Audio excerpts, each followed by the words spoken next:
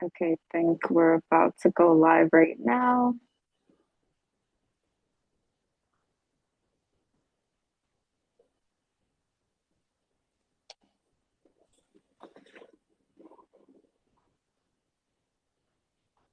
Okay, I think we're good.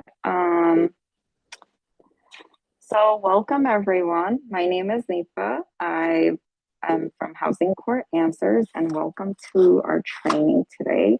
So today our training is going to be on Justfix new good cause eviction tool. So basically what is good cause and how to utilize the tool that they have created um, to find out if you fall under the good cause eviction law. So today from Justfix we have Joel Stillman and Kiwon Sim. They are here to present this training. For anybody who just joined, just to let you know, this meeting is live. And so you will get you will be able to access it after this training is over. And we will be sharing any slides on our website after the training. So don't worry about like taking screenshots or anything like that. You'll have full access to it. And now I'm going, oh, also, if you have questions, you can feel free to put the questions on the chat as we're going through. The questions will be answered as we're going through the chat. But I'm going to turn it over to Kiwan and Joel. Thanks, Nipa. Hi, everybody. Thanks so much for joining. We've got a full house, and I'm really grateful to be here with Joel. And we are both from Justfix. I can give a quick intro of myself, and then Joel can do an intro, and then we can get into the presentation. So my name is Kiwan Sim. I use she, her pronouns, and I am a senior software engineer at Justfix. I helped create the tool that we're going to be going over today. So hopefully we can get all of your answers or all of your questions answered. Joel? Yeah, sure. Thanks so much, Kiwan. And yeah, so happy to be here with everyone. My name is Joel Stillman. I go by he, him pronouns, and I'm the executive director over here at Justfix. And again, yeah, pleasure to be with Housing Court Answers, one of Justfix's longest and best, strongest partners. Yeah, hopefully looking forward to partnering with many of you in the future in the room, if not have already partnered in the past. So yeah, looking forward to answering questions and kicking it over back to Giwan. All right. I'm going to share my screen. One moment.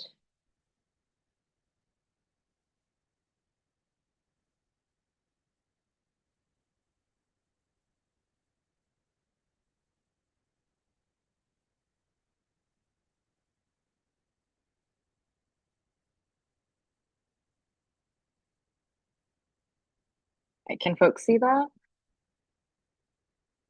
Awesome. I can see it. Great. All right, so welcome again. We're going to be talking about Good Cause NYC, which is a tool that at Justfix we built in collaboration with Housing Justice for All.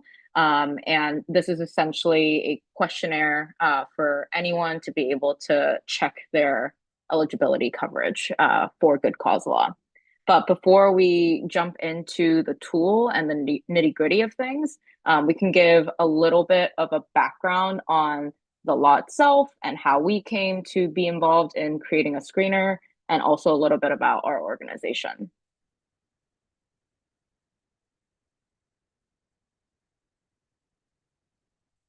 All right, so about Justfix. We are a technology nonprofit, and we build free online tools to help tenants and advocates prevent displacement in New York City through both individual and collective action. So how we do that is by working in partnership with tenants, tenant advocates, and organizers to co-create all of the tools that we have in our suite of products. So through these partnerships, we identify the challenges that are in the communities and also strategies for how we can solve those challenges using technology and data. And we come in and we help increase access to the strategies through the tools that we create. And what that actually looks like in practice is we have these tools and we can tell you a little bit more about how that advances our mission. So For instance, we have a tool called Letter for Repairs, and this is for specifically tenant action and tenant empowerment. So how this tool came to be is that we learned from speaking to tenant leaders and advocates, and learned how important it was to essentially have a paper trail and a trail of documents for your repair needs, so that you can formally communicate those needs to your landlord, and therefore be able to increase the chances that your landlord will listen to you and actually get the repairs done.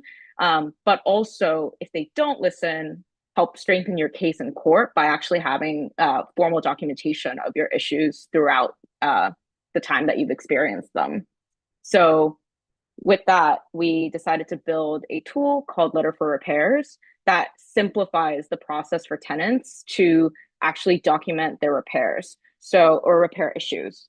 So this tool essentially is a survey, and we have a custom letter that tenants can create based on whatever repair needs they select, and then we help them mail the letter through certified mail for free, so that the landlord receives this letter, and oftentimes that galvanizes them into action because it's a letter that's been legally vetted, and we've gone through it with our legal partners. So it looks really official. It is official, and that usually does the trick in getting landlords to actually take action.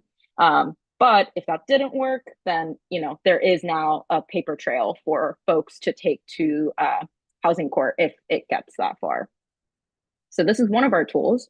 So this is talking about individual action, and then now kind of zooming out into our role and trying to help folks take collective action. We have a tool called Who Owns What, and we think about this tool as something we can use for systemic change. So how we came about building this product is, once again, we spoke to tenant leaders and advocates, and realize how crucial portfolio-based organizing is, especially in New York City. And the pain point there, though, was that piecing together portfolio information takes a lot of expertise and time.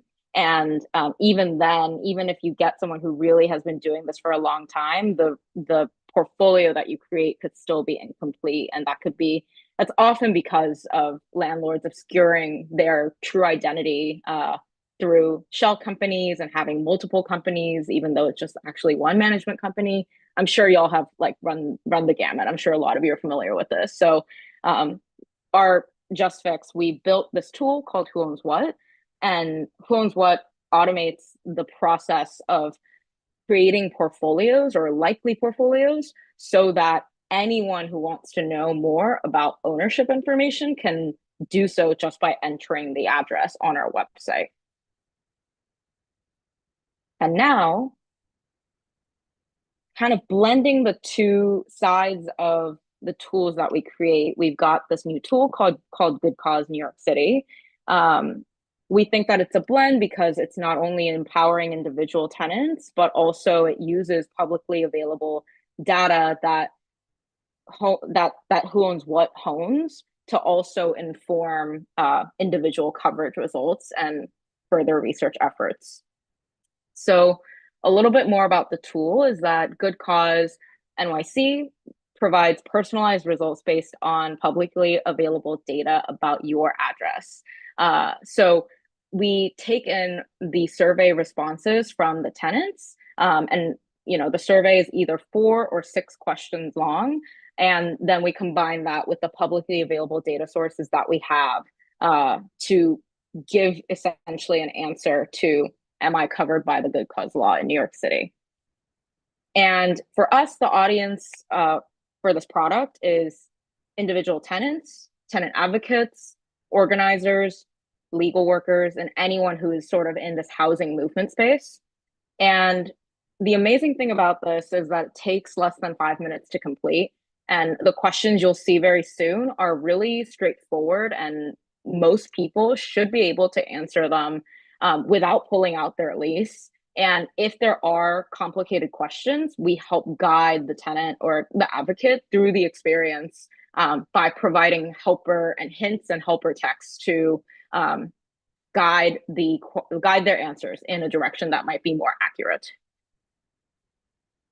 But before we actually go into the demo of the tool, let's talk about the law itself and why this tool was even needed. Okay, so a little bit of background on the law was that it was passed by the New York State Legislature in April 20th of 2024. So almost a year, or no, wow, it's June. So it's over a year ago now. And this was a law that passed because of years of grassroots organizing and pressure to have new tenant protections across the state.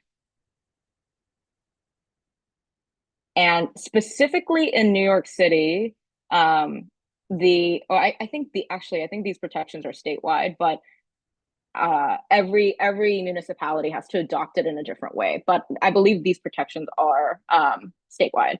So some of the protections that we won through this law passing include protection against evictions for no reason, guaranteed lease renewals, and ability to challenge rent hikes. Oh.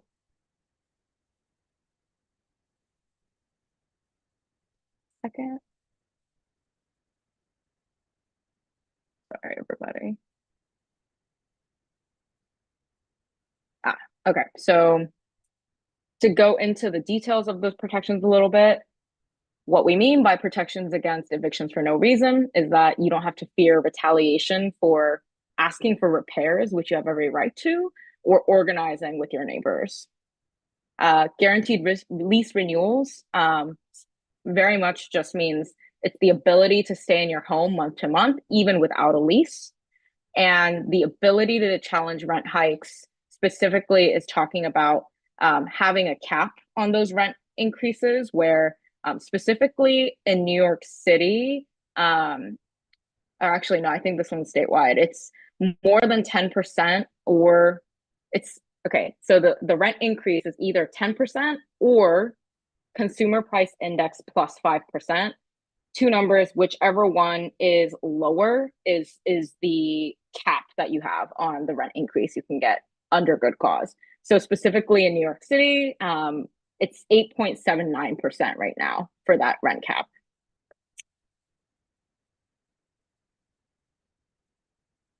But this law, as good as it sounds on paper, also includes complex eligibility criteria. And that's sort of why we felt like a tool like this was needed.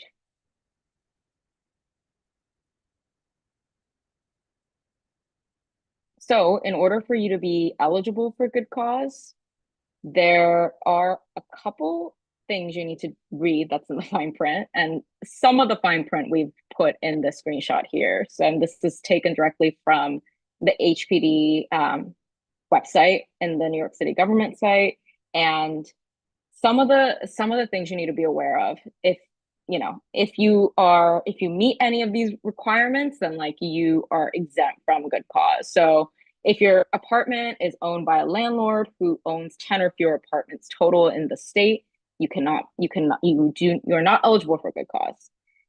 If your building has 10 or fewer apartments and the owner lives in the building, you are not eligible for good cause. If your apartment is rent stabilized, you're not eligible for a good cause. And we can get to that later, but that's because there's stronger protections, even stronger protections for rent stabilized tenants. If your building receives subsidies or has rent and income restrictions, and specifically homes that have a certificate of occupancy that is issued after January 1st of 2009, cannot be eligible for good cause. So as good as the law sounds, to know if you are actually eligible and covered by this law is kind of difficult to parse through.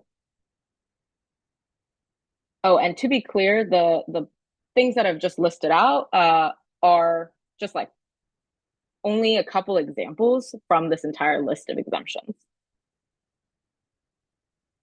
So that's why Housing Justice for All approached us to discuss how we can make parsing this law more accessible for people. And that's after months of work together with Housing Justice for All and with a lot of partners and legal partners as well, we came up with how we can move forward with this good cause product. And today, now we're going to get into the demo section of the workshop. And we're going to talk about the different sort of coverage results you can get and helpful hints and nudges in the tool to get you to a more correct answer or potentially a more correct answer, how we can research your landlord's portfolio, and also calculating that rent increase that I was talking about with a lot of like 10% or CPI plus 5% number. And any other questions you have along the way, especially during the demonstration section, I would ask that you drop them in the chat as we go because the context is important for those. So let's get started there.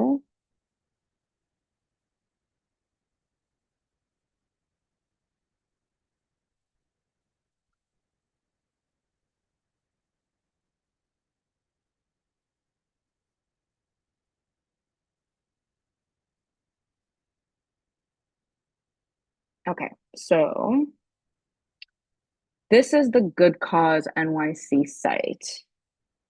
It's the URL is goodcausenyc.org, and I encourage y'all to look at this website on your own time, poke around, and see what you think. And if you have any feedback, definitely shoot us a message. It's always a work in progress, and your feedback is really important to us. And let's go through this and see if we can get a coverage result. So first off, in order for the purposes of this training, I'd like to start by showing you a likely covered result. So I'm going to start with a building that I know is a little bigger, so I know that it's going to probably give me a likely covered result. So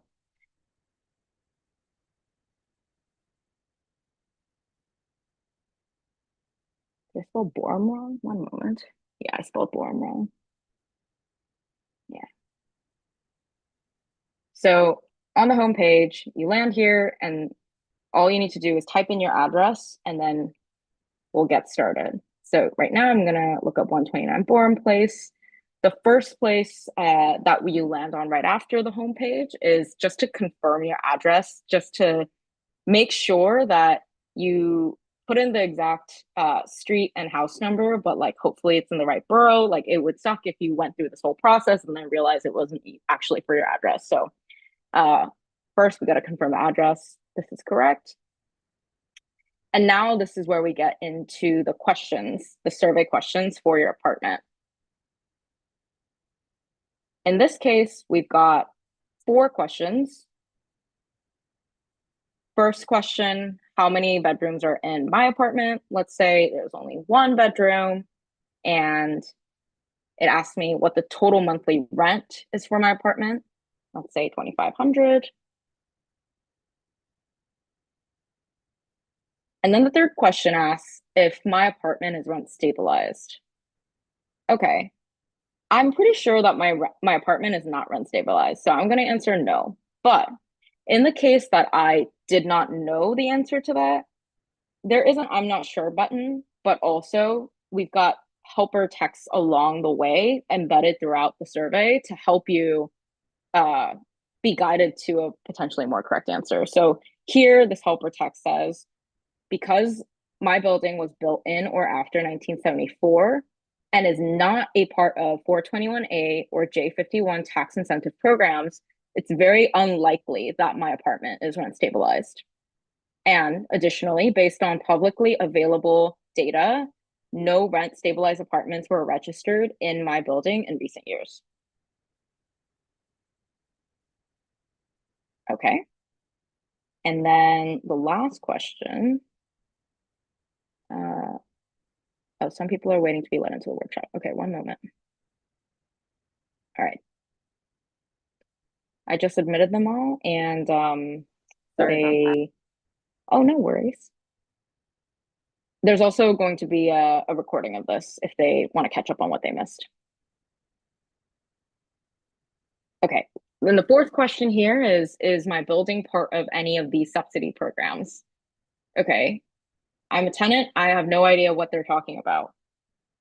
But this helper text tells me publicly available data sources do not indicate that my building is a part of a subsidized housing program. Okay, so it's saying that my building probably does not receive a subsidy. So I'm going to say no. And those were the 4 questions that I answered to get to this result page of I am likely covered by good cause eviction. Okay, that's awesome. So I'll walk y'all through a little bit of what this result page entails. So first you get this really big text of like what the result of the survey was for you. And here I'm likely covered. I could email this information to myself, to my landlord, to my family. I could also download this coverage as a PDF, or I could also print the coverage. And one thing that might be helpful also for the advocates in the room is that if you like fill this out with a tenant or for a tenant, like on the phone, this URL, you can just copy paste, and this should, like, if you copy paste this and send it to someone, like this should have all the results as is, and it'll show up, like it'll show the web page as is. So if you wanted to do that, or if you wanted to bookmark it, that is something we can do. Now I'm going to scroll down the page a little bit. So it tells me how we determined your coverage. Okay, so results are based on publicly available data about my building, as well as the answers I provided. But this does not constitute legal advice, and that's true of everything on this site. Okay, so I won't go through the criteria one by one, but basically there are big exemption categories that I was sort of going through earlier from that screenshot from HPD.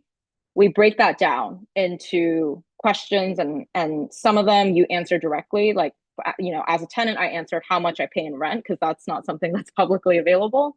But there are some eligibility criteria here that we don't ask, but we know are in the public data.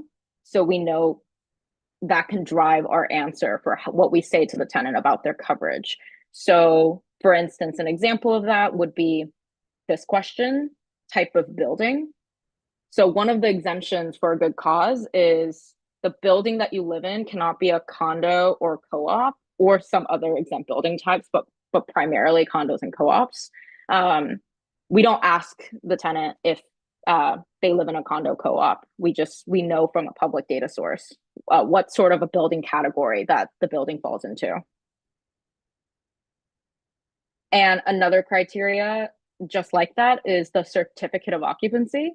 So in the letter of the law, it says that the building needs to have, building must have received the certificate of occupancy before 2009 for it to be good cause eligible. And that's also something we can get through public data sources. And we don't ask the tenant, like, when did your C of O come? Because not many people would know that information. So we just pull it from the data from our backend directly. And we tell the user your building has no new recorded certificate of occupancy since 2009. And say I want to know about exactly what that means, I can click on this link that says view source. That will take me out to the Department of Buildings page and tell me about the certificate of occupancy. Trying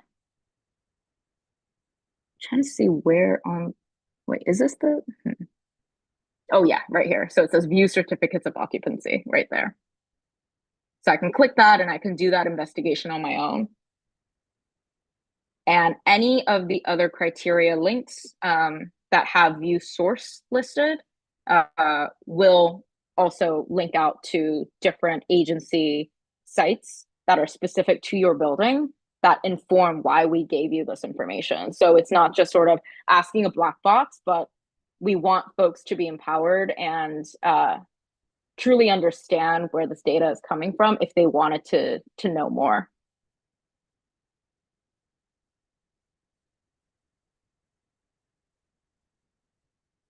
And if I scroll down further, because this page told me that I am good cause covered, it tells me more about the good cause protections and how to assert my good cause rights, as well as universal tenant protections in New York City.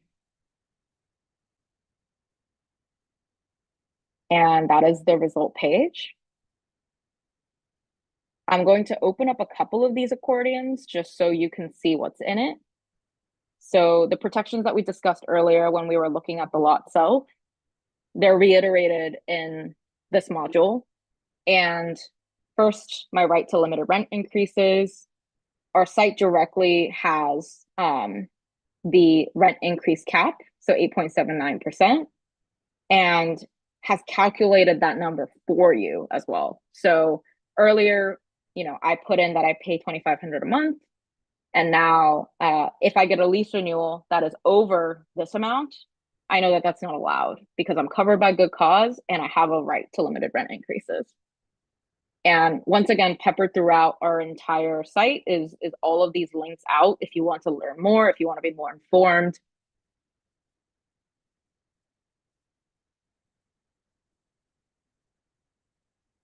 Oh, and one thing I'll mention is that this module here of calculating your rent increase, we'll go back to this later, but we have a page that you can just access that is a calculator that stands by itself.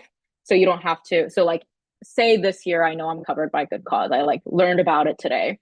Next year, when my lease renewal comes, if I want to calculate the rent increase cap, I can just go to this calculator and we'll get back to that later, but it's a separate page as well. So you don't have to take the survey every year if you know that you are covered by good cause.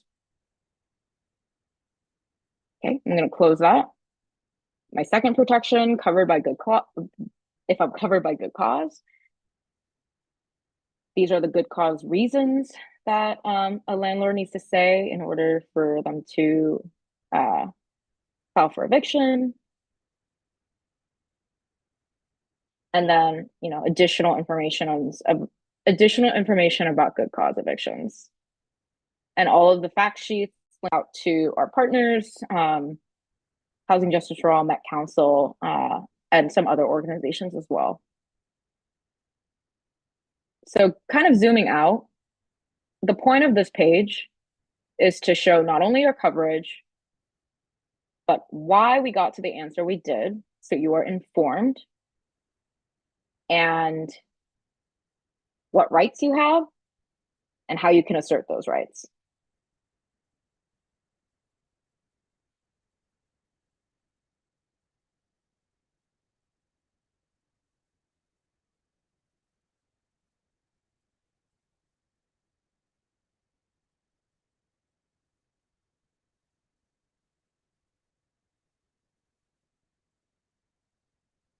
So now that we have gone through the website and seen the flow and how easy that survey actually is, let's look at the possibility of all the coverage results you can actually get.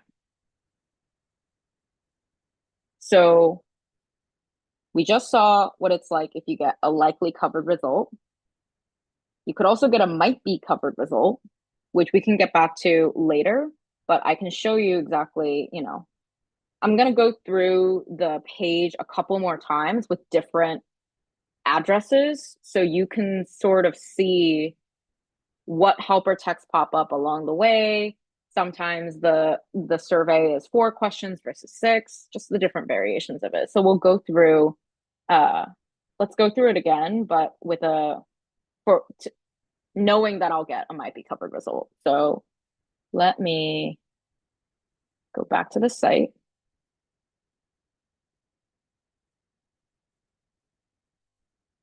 Actually.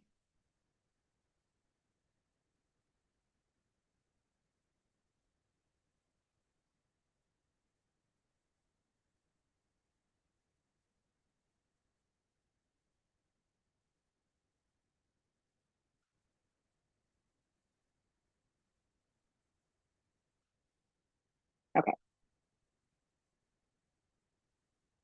So earlier to get a likely covered result, I knew that I had to start with a building that's over 10 units. Now to get a might be covered result, I'm gonna go with a smaller building. So This is the address I'm going to use. Confirm my address.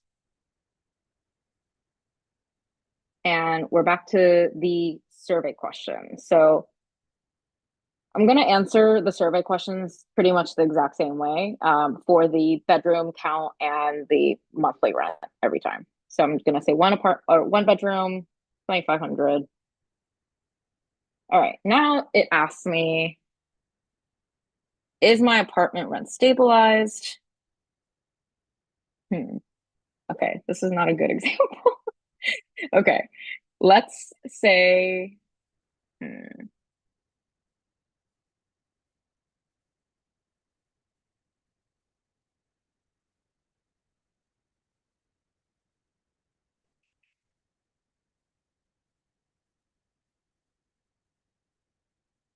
so we just made a quick change to our site to have more helpful, like to have even more helpful helper texts. And when I went through this demo before, this didn't exist. So I could just say, no, it's not rent stabilized, but now this is there and I feel weird selecting no. But for the sake of the demo, I'm just going to keep going because it's going to take a little bit of time to find a new address for this. So I'm just going to say, no, my apartment is not rent stabilized.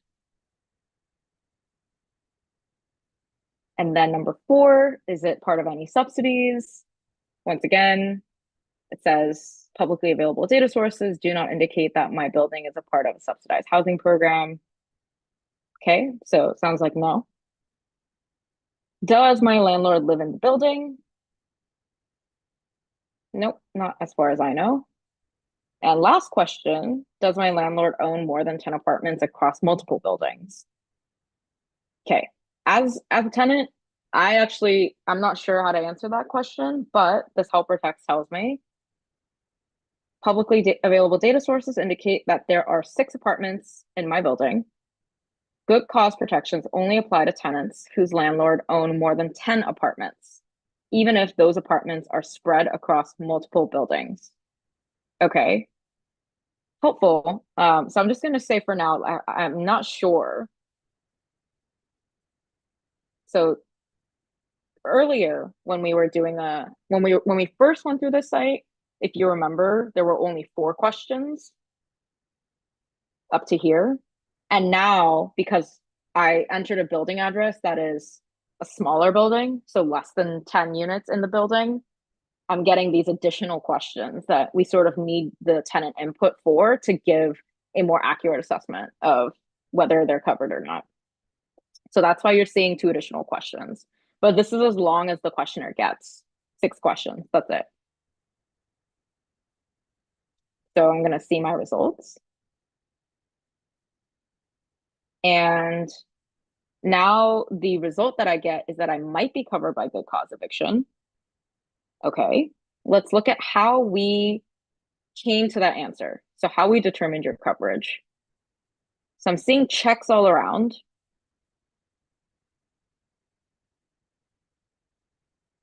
But there's this exclamation point here.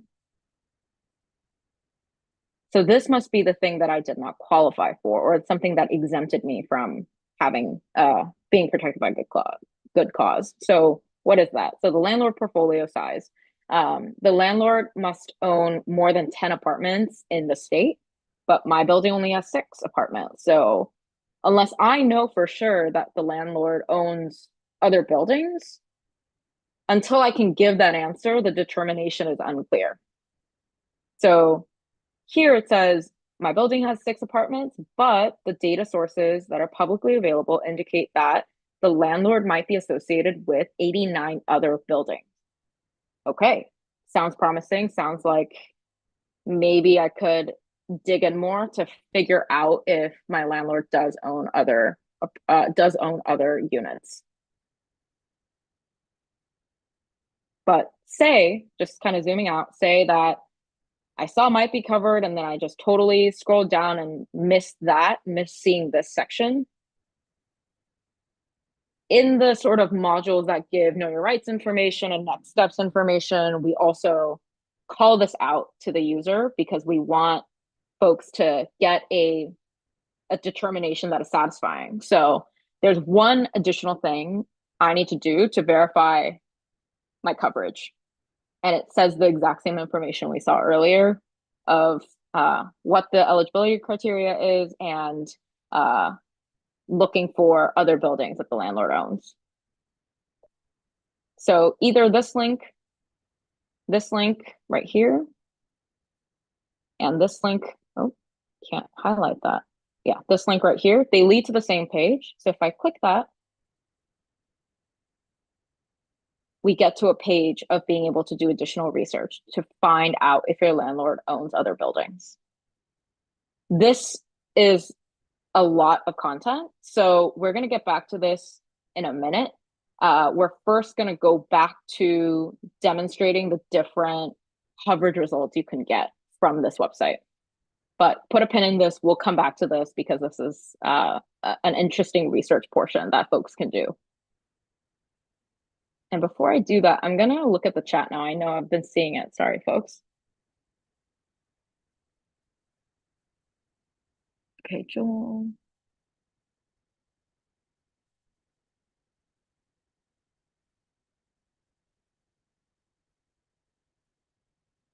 Okay, cool. Seems, yeah, Jerry, let us know if you want to reach out to us and talk more about that. All right, so going back to the demo.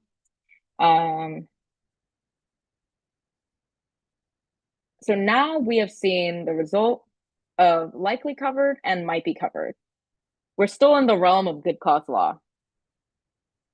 Another result you could possibly get that is still in the realm of good cause law is that you are likely not covered by it.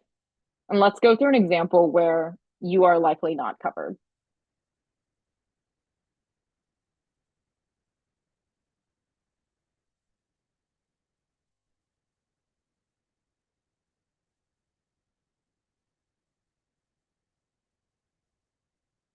So we're going to go back to this homepage.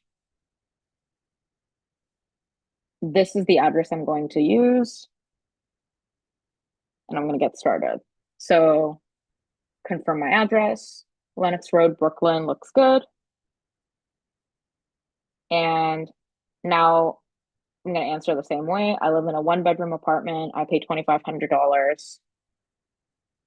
It asks me if my apartment is rent stabilized.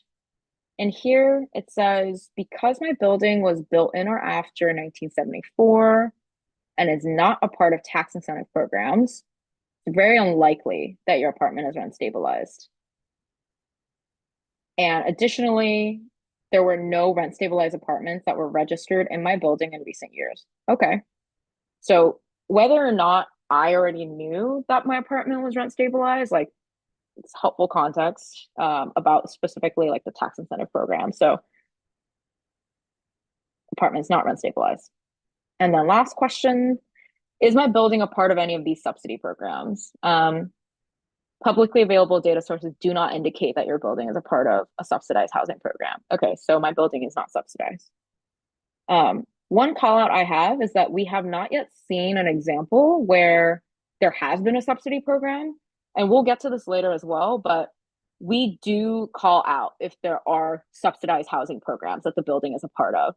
So, you know, if it's a NYCHA building, if it's Mitchell-Lama, if it's got LIHTC, we do call that out if that is the case for the building. But for now, it's not subsidized. So I'm gonna answer those 4 questions and see my result.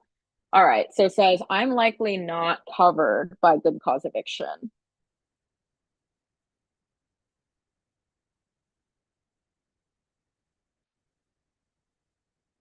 Just reading the chat. Okay. All right, so here we've got a likely not covered result. And if I scroll down to how we got there, how we determined the coverage, we see this exclamation point next to the type of building that I'm a part of. And that's the only one that seems to be flagged. Okay, so what's the issue there? Let's see. So type of building, the building that I'm in must not be a condo, co-op, or other exempt building types. And based on publicly available data sources, My building is a condo.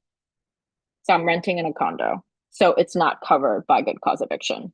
And if you want to learn more, you can look at the view source.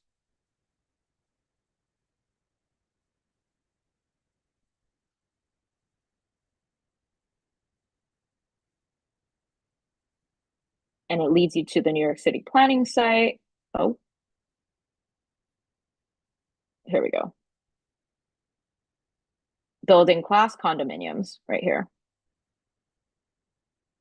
So that's additional reference for how we got to that answer. And if we scroll down further, we still have universal right protection, know your rights information. But that is an example of how you can get a likely not covered result. And there's other ways we can get a likely not covered result by with some of those exemptions, but this is one of them. So now we've seen 3 scenarios of covered results.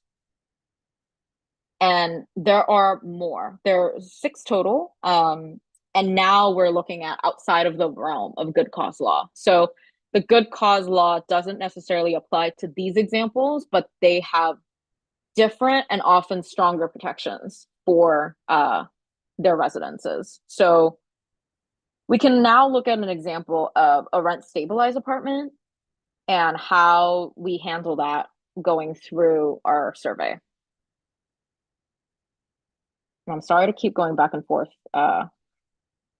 between this list, but this address list will be up along with the rest of the presentation if you want to like plug these in yourself and look at the answers and kind of play with the site.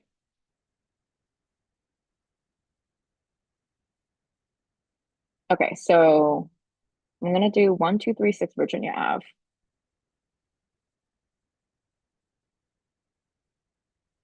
One, 2, 3, 6, Virginia. All right, in the Bronx. We're gonna get started. Confirm my address looks correct. Let's confirm. And once again, I live in a 1-bedroom, pay $2,500. And when it comes to the rent stabilization question here, it says, let's say I already know that I'm rent stabilized, but now there's even more context for why or how. So the helper text says that data sources indicate that your building receives the J51 tax incentive, which means that my apartment is rent stabilized. So I can view source if I wanted.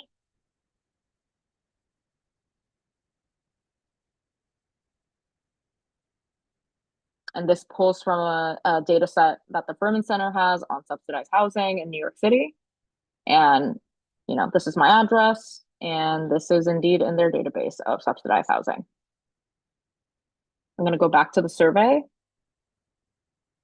So is my apartment rent stabilized? Yes, based on what I know and this helper text. And then the 4th question, is it part of any subsidy programs? It says no. So I'm going to say no, my building is not subsidized. And at the end of the survey, now I get a result that says my apartment is rent stabilized, which provides stronger protections than good cause eviction. And if I look at how we determine the coverage, we still have the eligibility criteria of the good cause law that you saw on every single one of the results pages so far. But for the rent stabilization question, we now note that you're not technically covered, but you have stronger tenant protections. And if we scroll down, we have protections. We have know your rights information for being a rent stabilized tenant. I'm just going to open these, won't necessarily read them out loud. But all of these links go out to pages of partner organizations that have more in-depth information about the rights and how to assert them.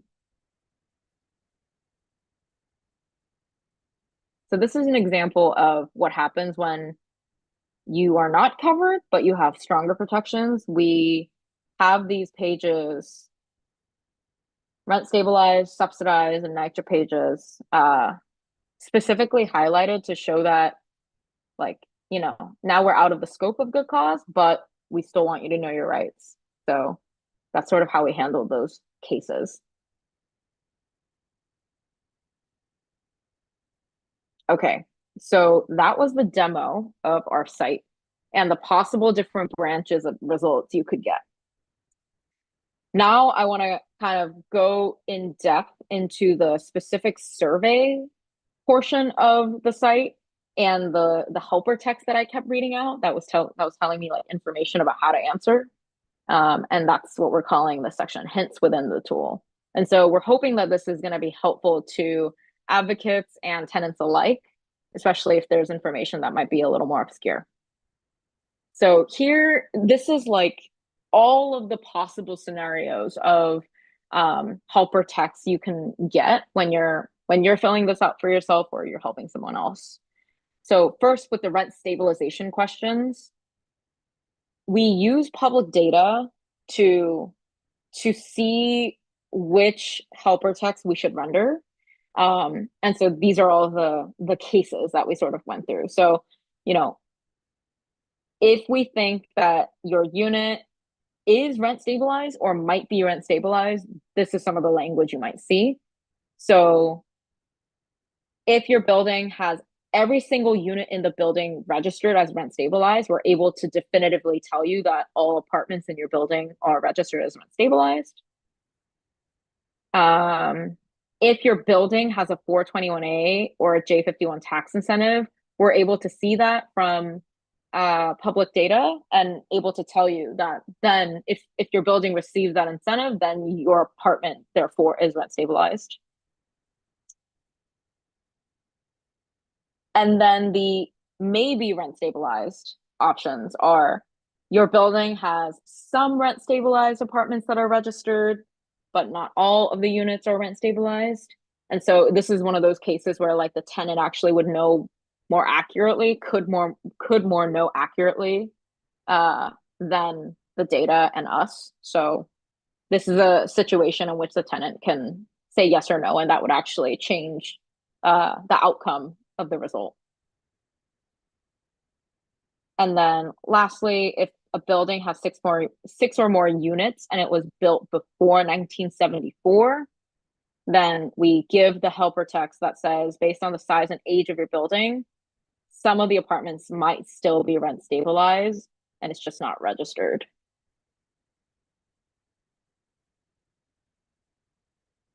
And the flip side for the rent stabilized scenario, we also give information if we think that your unit is likely not rent stabilized. So the cases for that are your building has fewer than 6 units and was built after 1974. Your building has fewer than 6 units, or your building was built after 1974 and lacks the tax incentive, the 421A J51 tax incentive.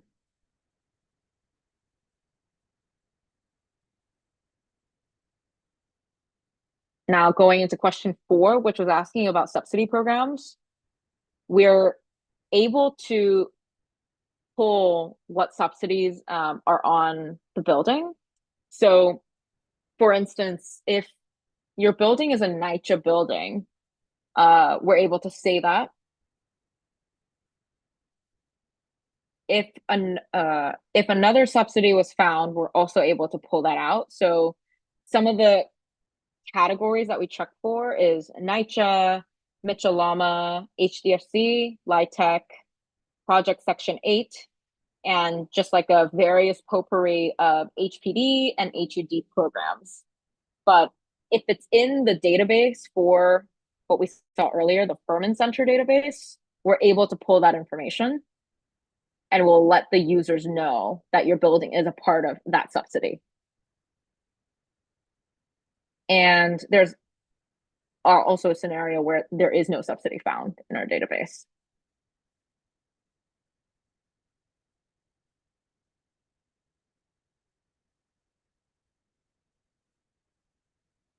And then for the questions that optionally show based on the size of your building. So if your building has 10 or fewer units, we'll ask these two questions as we saw earlier. So we'll ask, does your landlord live in the building? And does your landlord own more than 10 apartments across multiple buildings? And based on how the user answers this, so if they know for sure that their landlord owns more than 10 apartments, then clicking yes will change the outcome of the results page. Clicking no will also change the outcome of the results page. But more often than not, people are not definitively sure. So if you click that you're not sure of whether your landlord owns more than 10 apartments, that's how we get to the page of being able to do that portfolio size of research. And that's now what we're going to get into. Oops. There we go.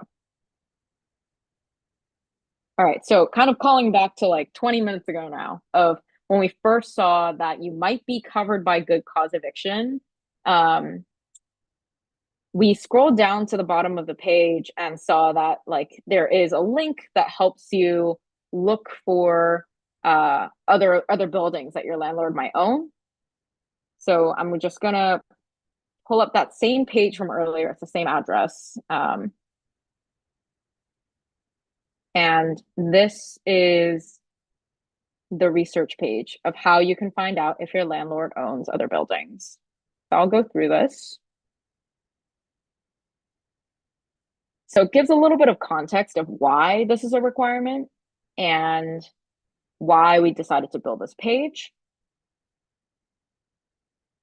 And this guide has 2 steps that we help people navigate, but also we have a YouTube video that's linked here that shows live how one of us at Justfix would navigate this and would actually go through each of the steps in depth. So you know, if folks feel lost, like, and the text is not enough, like they can watch this video and it should be more comprehensive than even just the steps themselves.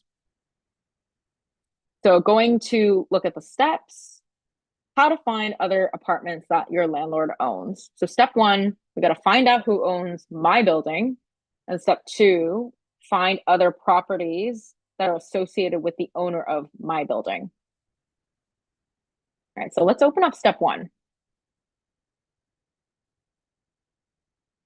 Actually, before we dig into the steps, some context for this page is that if some of you have used the Who Owns What product that we showed like really early in the presentation that aggregates portfolio data for what landlords own what property and approximations of who is related to what agent or who is related to what like company and how landlords relate to one another. That database for Who Owns What we also use in this specific page. So when we recommend a list of properties that are associated with your owner, that's directly pulling from Who Owns What.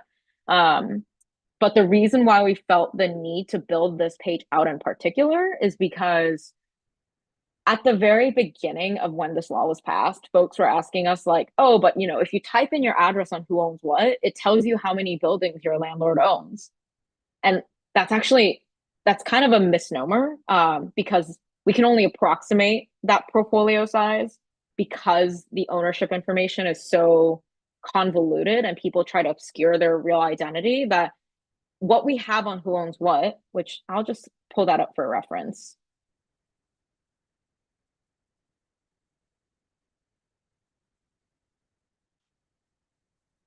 So on Who Owns What, I'm typing the exact same address.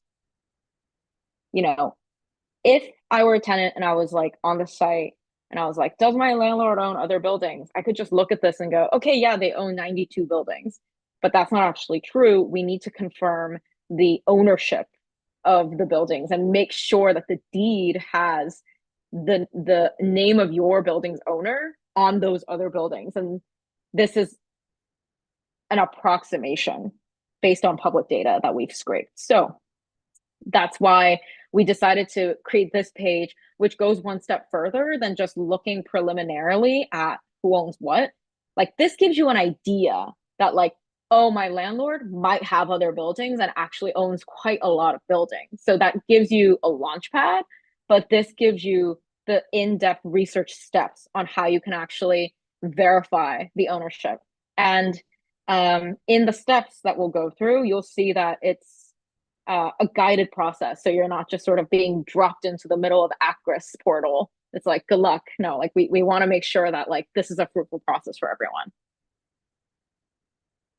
So let's look at step one. Step one, first we need to find out who owns my building. And we're telling people that the owner of your building might be different from the person that's on your lease, the person that you call landlord. So before we do anything, we need to make sure that we know who owns your building.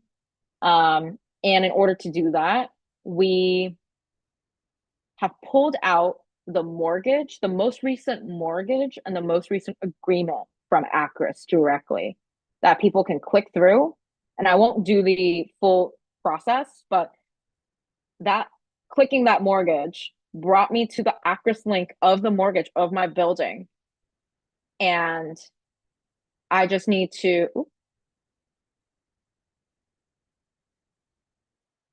I have to go through each page to see if I can find a signature page.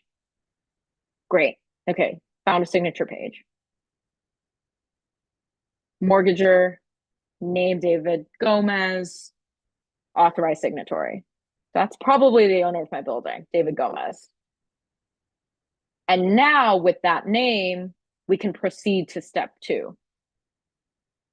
And so now we're looking for the name David Gomez across the other buildings that we're pulling from who owns what, saying that might be associated with David Gomez.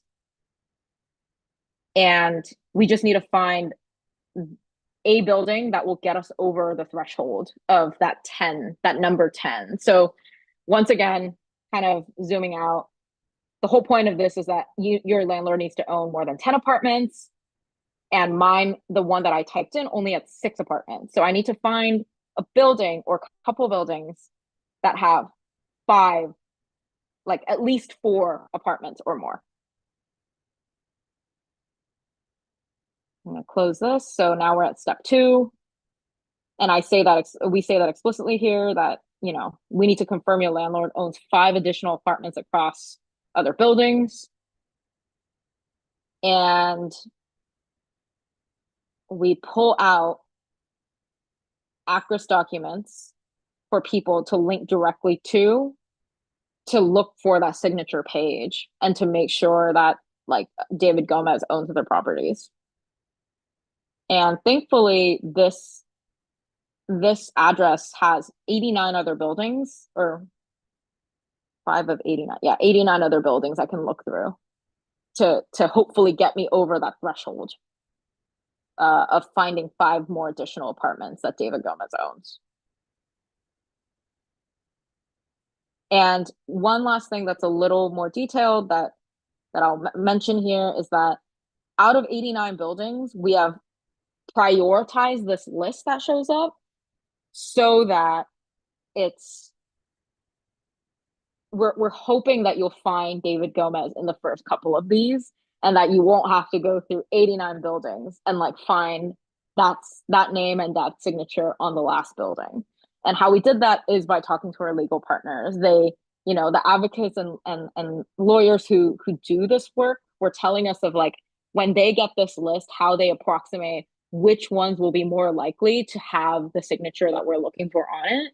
And a lot of that was by like proximity. I think it was mostly proximity. So we've ordered this list so that like hopefully in the first couple, the tenant will be able to find which one, the matching name and signature.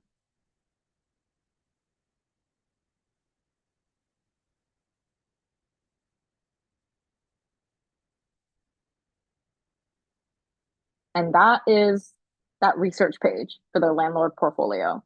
And for folks who are going to reference this back later, if you just click this link, case study, landlord portfolio size, it'll take you directly to the link that I was just looking at with you if you just need an example and want to play around with it.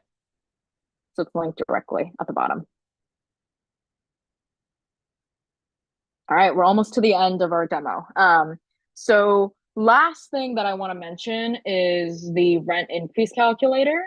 And I mentioned this earlier, but if I go to the home page, there is a link up top to the right that says rent increase calculator. And also in the about the law section, we've got calculate your max increase. And both of those lead to the same page. And if you click that, we've got this rent increase calculator page that comes up. And this is what I was mentioning earlier about like, if you already know that you're a good cause covered and you just want to know what the max cap is for your rent increase, then you can put this here. So earlier I kept putting in 2,500 for my monthly rent, and I'm just gonna hit calculate and it tells you the rent increase amount. And what's also nice about this as well is that if I come back a year from now and the rent increase amount, this 8.79% amount, that changes with the consumer price index, I can come back here and we'll be continuously updating this number. So it's not like one and done. Like if you come back next year, this number will be different. So you can actually get an accurate estimate of your rent increase cap. And there's also on the same page more information about how they determine this number and good cost protection information and universal rights information.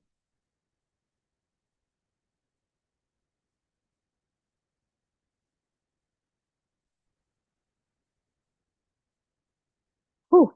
Okay. So that was most of the demo. No, that was all of the demo. And now we want to just sort of let y'all know about like what's coming up for good cause and what's kind of in our queue of how we're trying to improve this product. So this summer we're trying to get up a translation page or a translated page of this product into Spanish.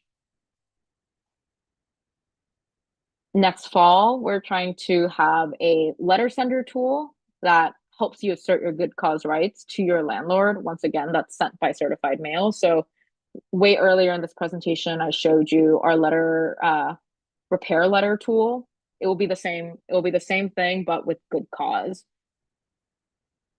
And then lastly, our partner in creating this product, Housing Justice for All, they will begin organizing campaigns in New York City specifically for good cause covered tenants.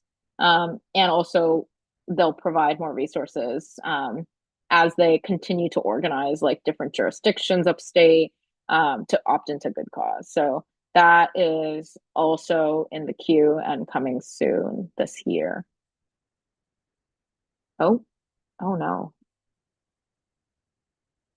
Sorry, folks. 1 second. I just lost the link. There we go. Oh, okay. Now it's question time. But that's it. That's all I've got for you today. And we're happy to take any specific questions you have about the product. And yeah.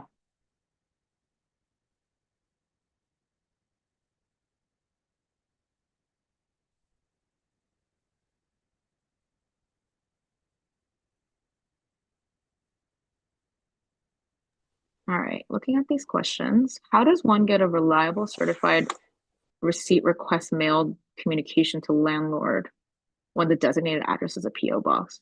That's a good question. I'm not actually sure. If Yeah, I'm not sure. Joel, do you know the answer to that? No, that's a really good question. Definitely want to come back to confirm what can be done in that situation. We do provide in the current letter for repairs tool we have, and the one we would hope to build to assert your good cause rights, um, have a way for you to enter a custom address. If the one that is on HPD's public building registration file is one that you know for some reason to be incorrect, or say the PO box and you know no one is going to look at it. So we would provide that option to customize where it goes. We would also provide a way to email it as well, so to email the formal document. But yeah, the PO box, I mean, I suppose it would still get into that box, but yeah, I don't know what how to navigate the kind of signature requirement. So that's a good question. It might depend on kind of who services that PO box, whether it's like a private company, kind of like a USPS versus a UPS kind of a store. Not sure. Good question.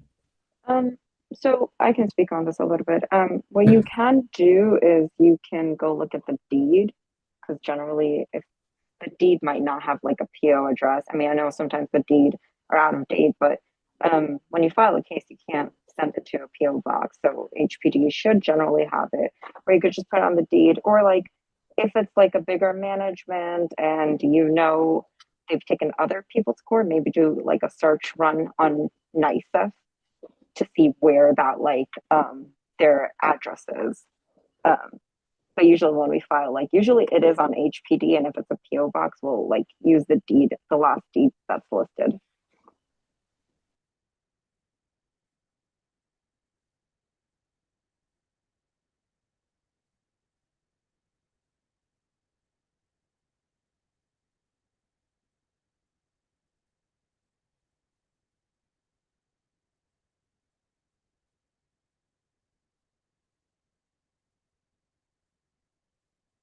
And I'm seeing that there are a lot of specific questions and chat threads that are going on in the chat.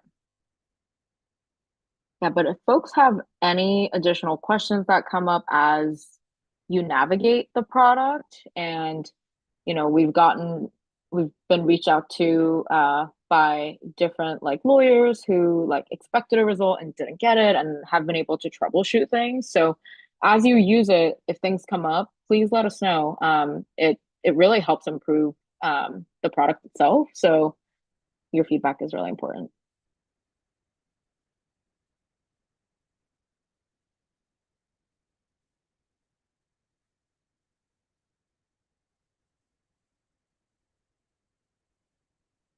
I'm gonna stop sharing because I'm not seeing any more questions in the chat.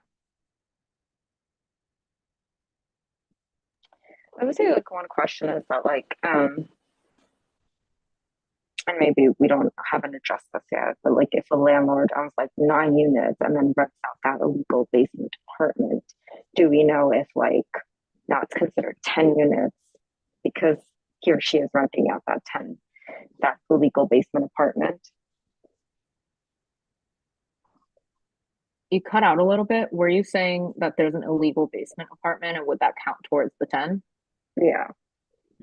It would not count towards the 10, and that would be an entirely different issue altogether of like illegal occupancy. So like if you lived in that building, you would have different recourse for like reporting that, and like, you could withhold rent and things like that because of that illegal occupancy issue.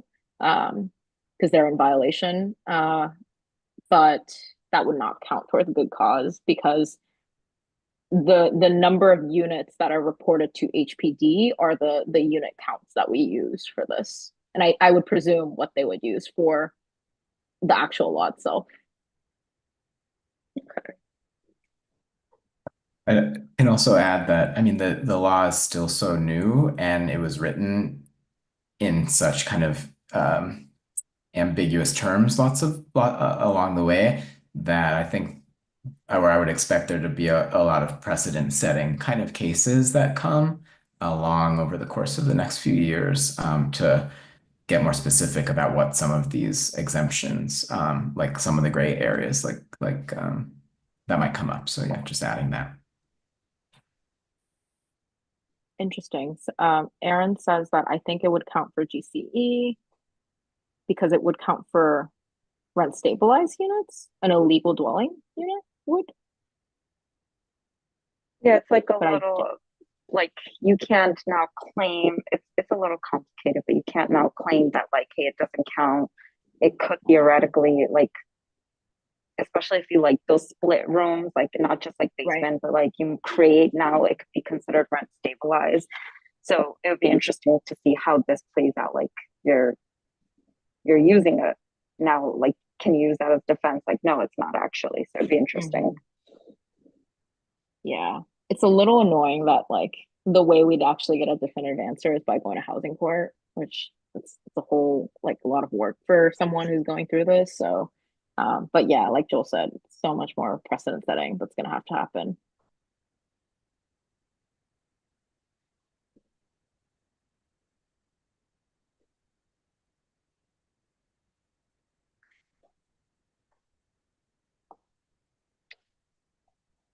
Any other questions? Um, I don't know if we wanted to read out loud for everybody, like the question about the private houses. I think that may be interest to like people. Yeah, sure. Is that in the chat? Yeah. Um, it's from 247 Patricia, right above. Can roaming houses be eligible? Oh, gotcha. Okay, so Patricia said private houses are considered buildings that rent apartments. Can you use this application for the residents? And Joel said, if the landlord of those houses rents a total of more than 10 units across their houses, then I believe the tenant should be covered. So as long as they meet the other set of eligibility criteria. Interesting.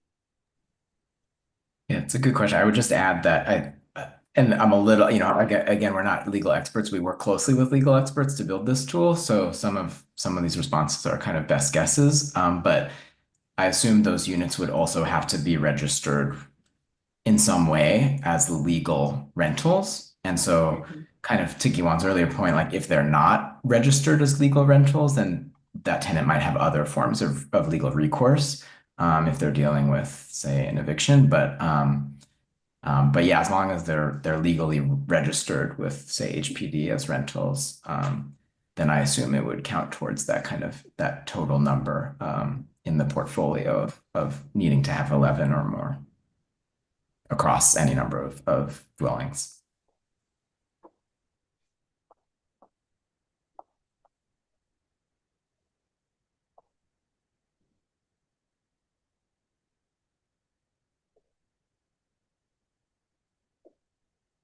Um, I don't know if that's a comment or just by Maria, or is that a question?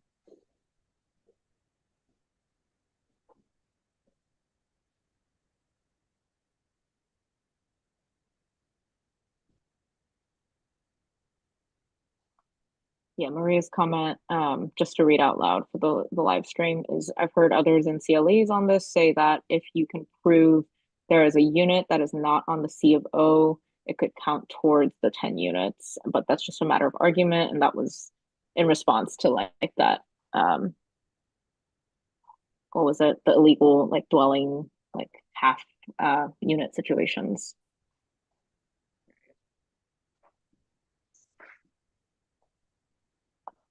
Right. All right. So um, I'm just going to post a link if people are adding any more questions, but we do have other trainings that are coming up. If you haven't had a chance to check out our website, we're working on adding a few more trainings so before the summer is up. Um, the link. Sorry about that. Computer's acting up a little bit. So let me post that link again. So we have a training on breaking leases and then rent stabilized. We have like overcharges and um, deregulation risk. So feel free to attend those trainings. We also have our fundraiser that is coming up. If I'll post the link for that. Sorry, everyone. My computer is acting up.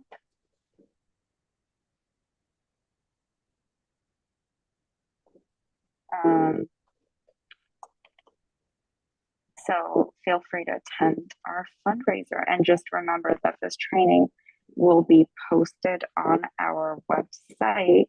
So you can, if there's parts like you just want to review or anything like that, you can definitely feel free to. It'll also be on our YouTube channel, and our YouTube channel actually in coordination of this, and I'll post a specific link for it.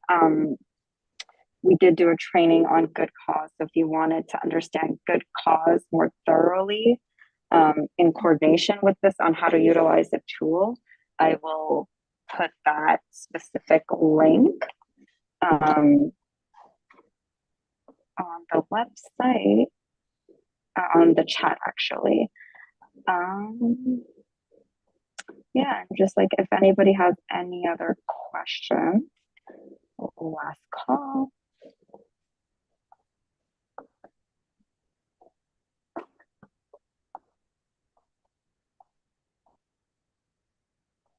And also, let's say you don't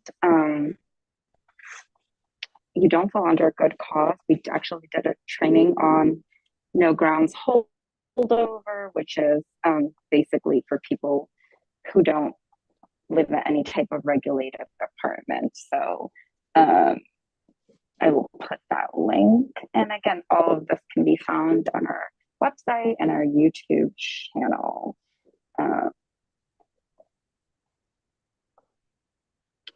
So any other questions?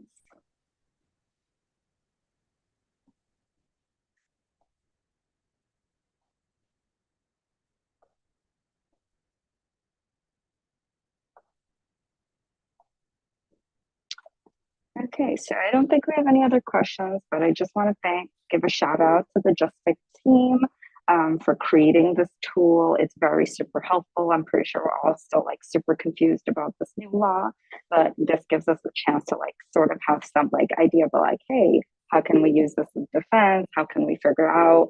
So thank you specifically, Joel and Kiwan. This was a great training. I'm pretty sure people will be able to utilize it and give it to their clients. And yeah, if you have anything else you wanted to add on. No, just thank you so much. This has been great. And as Giwana said before, definitely just reach out to hello@justfix.org or joel@justfix.org with any questions or feedback as valuable as anything.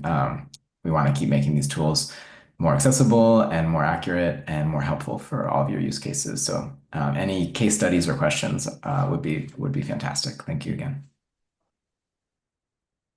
Yeah, and I'll just post like the Justfix website in general, because that's a lot of like helpful tools, not just for the good cause, but like just also like if you wanted to send that letter to your landlord, or if you want to just send it to tenants so they could send it to the landlord. Yeah, and just has like a lot of helpful information. So feel free to check out the website. Yeah. And you have the emails if you have any questions or comments. Yeah. All right. Thank you so much, everyone. You guys have a great rest of the afternoon, and we will be back, I'm sure, in the future.